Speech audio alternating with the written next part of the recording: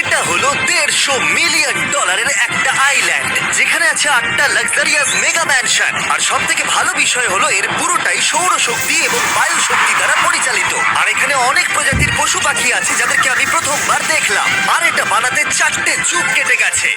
এই আইল্যান্ডটা অবশ্যই তোমাদের মন কেড়ে নেবে। প্রাইভেট আইল্যান্ড মানে এইরকমই একটা আইল্যান্ড হওয়া উচিত। এটা ভালো, কারণ এটা একটা প্রাইভেট আইল্যান্ড। হ্যাঁ, ঠিক বলেছো।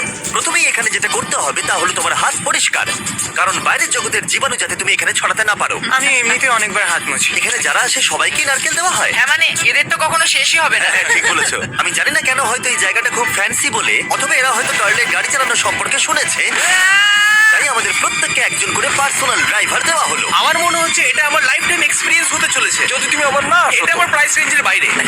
যদিও এই আইল্যান্ডটার মূল্য হলো $150 মিলিয়ন, তবুও এই আইল্যান্ডটা তুমি ভাড়াও নিতে পারো, তাও আবার খুবই সস্তায়, মাত্র $1,40,000 পার ডে। আমি বুঝতেই পারলাম না কখন একটা পাহাড়ে উঠে পড়লাম। আচ্ছা, আমি শুনেছিলাম এটাই পৃথিবীর সব থেকে লাক্সারিয়াস আইল্যান্ড। হ্যাঁ ঠিক। ভিউটা কিন্তু দারুণ। বাড়িটা আপনাদের দারুণ লাগবে। কিন্তু আমরা এই বাড়িটাকে এক্সপ্লোর করার আগে আমার বোকা বন্ধুদের নজর পড়লো একটা কচ্ছপের উপরে। এটা কি একটা কচ্ছপ? এটা খেয়ে নাও।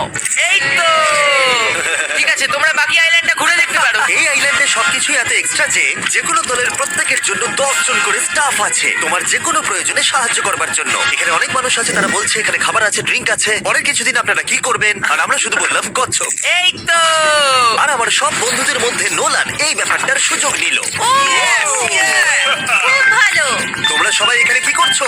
আমরা পুল খেলছি। সঙ্গে 10 জনকে নিয়ে? এরা চিয়ার করছে। দেখো, তোমাদের ওর সাথে ঘোরার তুমি কোনো এমন কেন প্রয়োজন নেই। করছো? আমি কষ্ট পাবো যদি তোমরা বিশ্রাম না নাও। ঠিক আছে। যদি তোমার অ্যাটেনশন দরকার হয়, ওদেরকে ওখানে দাঁড় করিয়ে রেখো না। 1 ঘন্টায় কেটেছে, কিন্তু আমি বলতে বাধ্য হচ্ছি এটাই সব থেকে সেরা আইল্যান্ড। দারুণ ব্যাপার হলো এখানে একটা বাড়ি আছে যার ছাদ অবধি গাড়ি চালিয়ে যাওয়া যায়, আর যেখান থেকে তুমি গলফ বল সমুদ্রে মারতে পারবে, কারণ এগুলো ফিশ ফুড